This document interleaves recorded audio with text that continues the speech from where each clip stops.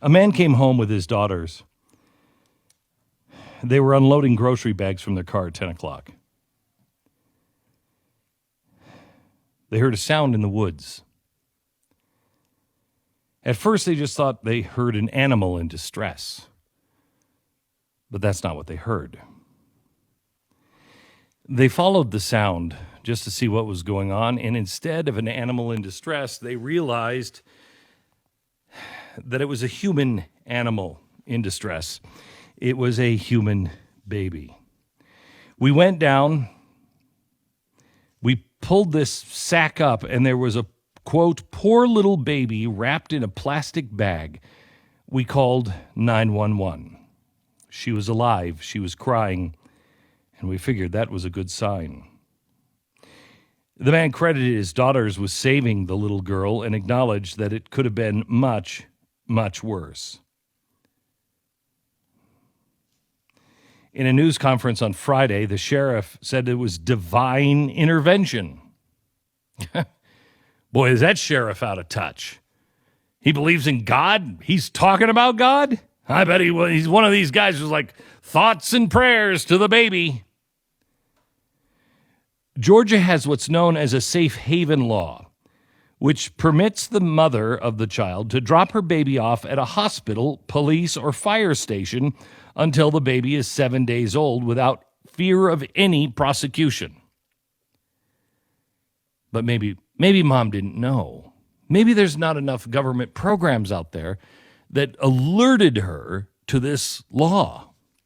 Maybe mom did know, but she didn't really care because, it's not really a baby. She didn't have the money, even though it's, now federally funded. Maybe she didn't have the money. She didn't have the access. Maybe she was too embarrassed. Maybe she changed her mind at the last minute. When do we stop calling this a fetus, and when do we declare that it's a baby? 5 minutes, 2 hours? We don't even know how old it was when mom dropped the baby off. She might have had the plastic bag ready to go. As soon as she had the baby, she wrapped it up and then walked out into the woods some way and deposited the baby, the fetus, the thing. The baby, by the way, is in stable condition. Now,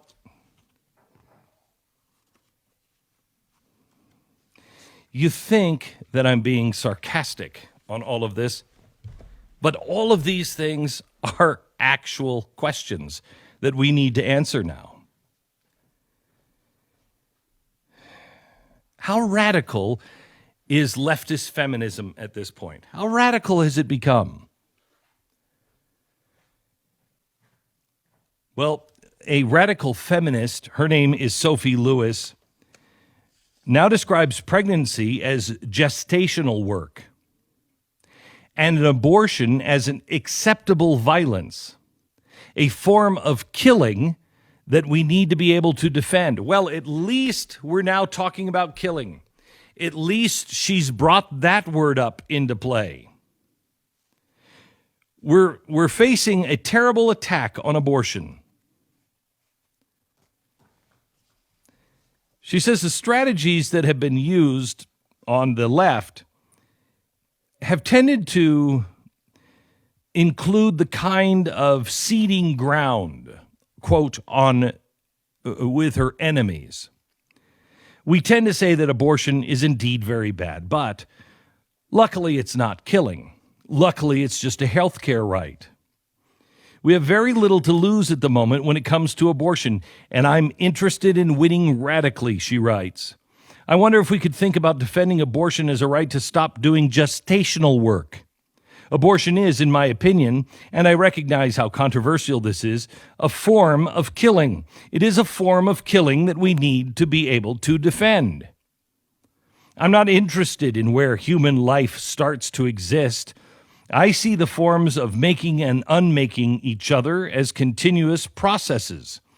The other end of the spectrum is learning how to die well and hold each other and let each other go at the end of our lives. Now it's just at the beginning as well. But looking at the biology helps me think about the violence that innocently a fetus meets out vis-a-vis a gestator. The violence is an unacceptable violence for someone who doesn't want to do the gestational work. The violence that the gestator meets is essentially just going on strike or exit that workplace. And that's acceptable violence.